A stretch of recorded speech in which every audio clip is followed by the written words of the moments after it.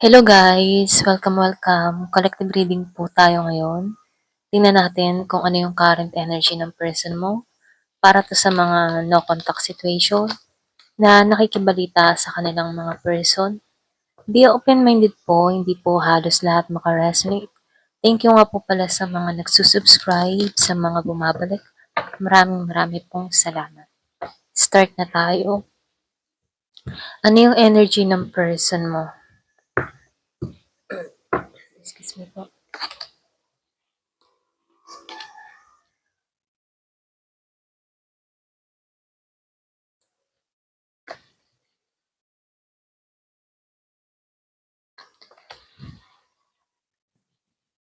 Meron akong nakikita Scorpio, Cancer, Pisces, Gemini, Aquarius, and Libra. Merong Sagittarius. Meron ding Virgo, Taurus, and Capricorn. Meron ding Scorpio, Cancer, Pisces. So dito, no, meron akong nakikita dito feeling stuck. Namimiss niya yung ano mo, yung presensya mo, namimiss niya yung care mo. Feeling lonely tong tao na to. Ayan, pasensya na kung ako'y nasasamig, medyo masakit yan, nila muna natin eh. So dito, no, nakikitaan ko dito na itong person mo, yung man tipong nafe-feel niya na may kulang sa buhay niya, ramdam niya yung kawalan mo, ramdam niya yung unti-unti mong pagkawala rito. So nakikitaan ko dito, yung iba sa inyo, hindi siya makalaya sa kanyang sitwasyon. Kasi itong person mo, nakikitaan ko dito na stuck. Stuck pa rin siya sa'yo, okay? Meron akong nakikitang pagluha. Yung ba sa inyo, pag naalala ka ng tao na to, na luluha to. Feeling ng tao na to na wala ba nangyayari sa kanya mga dinadasal pagdating sa'yo, okay? Pinagdadasal ka niya, pero walang sagot, okay? So, nakikitaan ko dito, nakakaramdam siya ng kabiguan sa panahon ngayon. Kasi, habang tumatagal, lalo ka nang lumalayo. Palayo ng palayo. Ito yung gusto niya mangyari dito, makalaya sa kanyang emotion. Matanggal lang niya tong mga ganitong pakaramdam. Ito yung gusto niya mangyari. Makalaya dito, matapos na to, magkaroon ng pagbabago. Ayaw niya ng ganitong routine na feeling stuck. Lalo-lalo na pag naaalala ka ng tao na to. Gusto ng tao nito yung renewal sa inyong dalawa. Gusto ng tao nito na matapos na yung hidwaan yung dalawa. So, lumalabas dito, hindi pa rin naman to nawawala ng pag-asa dito na isang araw yung minamanifest niya mangyari at maganap. Kumbaga itong tao mo, matyaga siyang nag-iintay sa kanyang mga hinihiling, okay? Hindi siya nawawala ng pag-asa dito. So dito, kung meron kang person dito na merong karamdaman, may sakit, may iniinda, unti-unti na itong nakaka-recover sa ganong sitwasyon. Excuse me. Unti-unti na itong nakaka-recover sa ganong sitwasyon. So nakikitaan ko dito, humihiling to at umaasa to ng pagbabago. Alam niya isang araw, magbabago ang lahat. Alam ng tao na ito na isang araw, yung mga dalangin niya, ipagkakaloob din dito, okay? So dito, nakikitaan ko dito, ginising tong tao mo. Ginising sa katotohanan, or pwede rin bigla na lang tong nagising isang araw na pagtanto-tanto niya na mali na yung kanyang nagagawa dito, okay? So dito, nakikitaan ko dito, pilit naman kang kinakalimutan ng tao na to hanggat maaari, okay?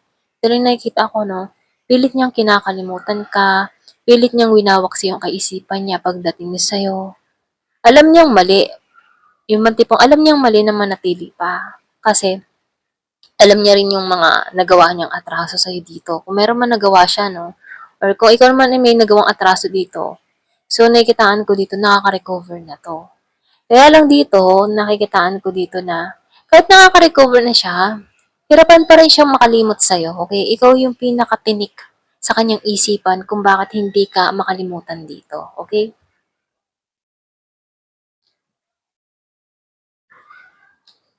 So, meron akong nakikitang Gemini, Aquarius, and Libra. Merong Capricorn, malakas. So, meron ditong Scorpio, Cancer, Pisces. So, lumalabas dito, no? Yung iba sa inyo, hindi niya pa naiisip yung possibility, yung mga consequence, yung epekto, okay? Hindi niya naiisip yun, ano? So, dito niya napagtatanto-tanto na wala siyang mga ginawang hakbang, okay?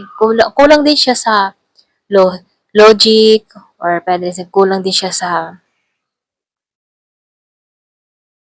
yung bang tipo na diskarte para sa inyong dalawa, no? So, nakikitaan ko dito, wala siyang lakas na humarap sa'yo. Okay? Kumbaga, walang nagtutulak sa kanya, no? Kumbaga, napapangingibawan or nangingibabaw sa kanya yung takot. Okay?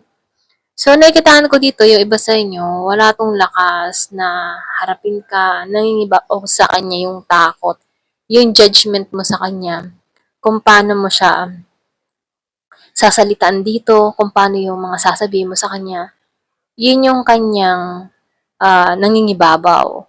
Kumbaga, hindi niya muna sinusubukan ikaw, alam niya na agad ang epekto, okay? So, dito, lumalabas naman dito, before matalino naman tong taong ito, pero pagdating sa'yo, nagiging siyang hangal. Or pwede rin pagdating sa'yo, nawawala yung talino niya. Okay? Kumbaga sa pag-ibig, hindi siya ganong katalinuhan. Pero sa ibang gawain, matalino tong tao mo. Okay? So, nakikitaan ko rin dito, merong mga humahadlang dito sa person mo kung bakit hindi to kumikilos. Pwedeng involved na ibang tao, pwedeng sa family, pwedeng sa mga kaibigan, nabibigyan to ng maling paayo. Okay? So, lumalabas din dito, humahanap to ngayon ng yung bagang makakatuwang niya, makakasama niya. Piling ng tao na to na merong kulang sa buhay niya. At ikaw yun. Kaya lang dito, meron dito mga bisyo, okay? Or pwede rin meron kang taong may bisyo. Pwedeng siya yung tipo ng tao na mahilig magsabotahe, okay? Hindi niya pinagtutuunan yung positive na gaganap, kundi nakatuon siya sa mga negatibong isipan. So, itong taong ito, humahanap to ng makakasama niya sa buhay na kung saan gusto niyang makumpleto, pero ikaw yung pinaka gusto niya dito. Ito lang nakikita ko dito, no?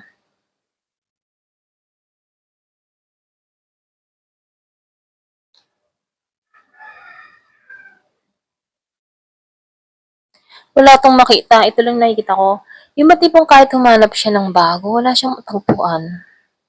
Hindi niya matagpuan yung light mo. Hindi niya matagpuan kung gaano ka magmahal sa kanya, yung mga pinakita mong kabutihan sa kanya, hindi niya matagpuan sa ibang tao. Kumbaga, kahit ba meron siyang mga nakakausap na ikilala, iba ba yung datingan mo? Iba ba yung presensya mo? Kaya itong tao na to, no, hindi siya masaya. Hindi niya matagpuan yung totoong love. Kung meron man lang ito nakakausap na mga iba, nakikitaan ko dito, fling-fling, ganun lang. Pero yung masasabing yung ibibigay niyo yung kanyang nararamdaman, damdamin, walang ganun, okay? Excuse me. So, meron ka ding tao dito na napapabayaan niya na yung sarili niya. Kumbaga, nilayo niya yung sarili niya sa karamihan. Yung iba, hindi siya nag-share ng kanyang mga nararamdaman. Wala siyang binubuksan ng topic about sa inyong dalawa. Walang nakakaalam sa kanyang pamilya, okay? Or yung iba sa kanila, walang nakakaalam, yung mga close friend niya, walang nakakaalam kung ano ba yung nangyayari sa kanya, ano ba yung mga dinadala niyang problema. Kumbaga, hindi niya sinishare yung sa inyong dalawa kung ano yung pinaka-dahilan kung bakit nagkaroon kayo dito ng pagkakalayo, okay? Kumbaga, ikinikip ka na lang ng tao na to na ikaw ay dumating sa buhay niya na nagbigay ng liwanag sa kanya, okay? Ikaw yung pinakamagandang nangyari sa tao na to. So dito, no, kita ng tao nito na attractive ka at madali kang makakuha ng bago. Alam niya yun. Alam niya yun dahil likas kang um, charming, likas din yung iyong yung pag-uugali mo ba, alam ng tao na to na madali kang makakakuha at gugustuhin ka. Kaya itong tao na to, no, alam niya yung mga nagawa niyang pagkakamali kasi alam niya dito na hindi siya nag-effort sa'yo dito, no, sa King of Cups reverse. Ang dami niyang mga pagkukulang sa'yo, okay? Hindi siya nagbigay ng oras, panahon sa'yo. Meron siyang mga nagawang pagkakamali na kung saan hindi siya naging totoo. So dito, no, nakikitaan ko dito, kung meron kang tao na nasa malayo, ay pasensya na sa boses ko ha. Kung meron ka ditong tao na nasa malayo, kung distance ang naging dahilan sa inyong dalawa, ano, nakikitaan ko dito na merong involved na ibang tao. Pwedeng meron siyang nakausap sa malayong lugar na kung saan ano, doon napukaw yung kanyang oras, ano. So, nakikitaan ko dito, merong natukso kang tao. Ito lang yung nakikita ko, no. Kung bakit meron kayong pagkakalayo-layo ng tao na to. Ito yung naging dahilan kung bakit lumayo ang loob nito. At ngayon yan ang pagtatanto-tanto, ano, na marami siyang pagkakamaling ginawa rito. So, lumalabas din dito, may involved na ibang bansa. Pero ganun pa man, nakikitaan ko dito, hindi rin naman siya nagtagumpay sa bansang pinuntahan niya. Okay? So, meron ding kaguluhan or pwede rin merong pangyayari sa kanya kung bakit hindi siya nagtagumpay sa bansang pinuntahan niya. Okay?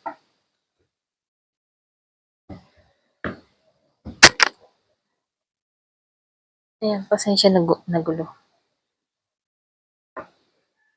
Give me the message.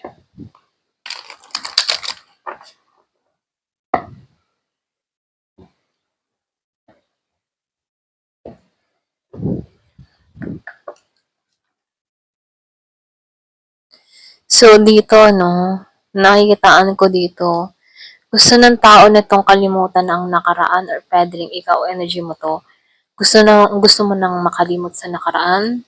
So, nakikitaan ko dito, gusto nito ng pagbabago, transformation. So, meron tong healing na ginagawa, backstabbing. So, dito na yung sinabi ko nga kanina, merong involved na ibang tao, merong tumukso. So, feeling mo dito, na-betray ka, merong separation na nangyari or naganap sa inyo. Marami siyang kasinungalingan sa'yo, okay? Na kung saan, dun mo rin nalaman at na-shock ka dito. Yung bang hindi mo akalaing magagawa ito ng person mo, hindi mo akalain, ganyan. Unconditional love yung binigay mo sa tao na to, totoong pagmamahal. So dito, tinuturoan ka ngayon na mahalin mo na lang muna yung sarili mo. Okay? So nakikitaan ko dito, ikaw yung tipo ng tao na sobrang magmahal, na kung saan binigay mo ng lahat pero hindi ka sinuklian dito. Kaya dito, no, ayaw mo kausapin to, ayaw mo tong, yung parang tipong ayaw mo siya. Kumbaga, ayaw mo makipagdealing sa kanya. Hanggang ngayon, nadidismaya ka sa kanya. So, dito, mas pinili mo maglagay ng boundaries dahil nasasaktan ka lang kapag naaalala mo yung mga ginawa ng tao na to sa'yo. Kaya dito, no, mas pinili mong iwasan na lamang to. So, meron ditong date. Yung iba sa inyo, makakatagpo ka ng bago. So, yung iba naman sa inyo, mayroon kang ex na magbabalik. Gustong ayusin yung connection, gustong i-repair niya, gusto niyang i-working out ulit kayong dalawa, okay? So, nakikitaan ko dito, ramdam mo sa taong ito, siya yung karma mo or nasa karmic relationship ka, okay? So, dito, nakikitaan ko dito, nagkakaroon ka na ngayon ng pangunawa sa sitwasyon na kinakaharap mo, no? So, nakikitaan ko dito, natututunan mo na tong i-let go. Yung ganun ba? Feeling mo, ay, nasa karmic relationship ako, kaya pala hindi kami nag-click ng tao na to, kaya pala pulis kasinungalingan to, okay? So, dun mo na pagtanto na hindi siya yung soulmate mo, hindi siya yung para sa'yo, karmic relationship mo siya, ganun. Excuse me po. So, meron ako nakikitang engagement ring. Yung iba sa inyo, merong pagkikita, pwedeng new partnership to or pwedeng sabihin bagong kapareha kasi meron akong nakikitang makikilala ka sa dating or may makikilala ka sa dating online, may makakausap ka na kung saan ano pwedeng humantong sa engagement, kasal, ganyan. Ito lang yung mensahe sa'yo, ayan. Hanggang dito na lamang po. Thank you for watching. Love and peace.